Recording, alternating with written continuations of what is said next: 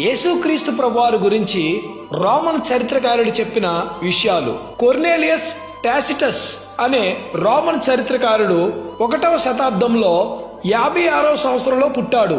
ఈయన రాసిన పుస్తకం పేరు ది అనాల్స్. బుక్ నెంబర్ 15 చాప్టర్ 44లో యేసుక్రీస్తు ప్రభువారి గురించి రాశాడు. నీరో చక్రవర్తి కాలంలో యేసుక్రీస్తు ప్రభువారిని అనుసరిస్తున్న వారిని చాలా దారుణంగా హింసించాడు అనే విషయాన్ని స్పష్టంగా వ్రాసారు.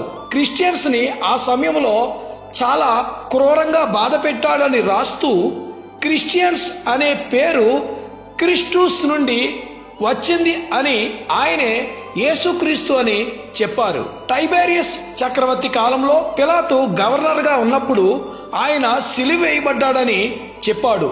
ఈ వివరాలు ది అనాల్స్ అనే పుస్తకంలో కొర్నేలియస్ టాసిటస్ రాశాడు.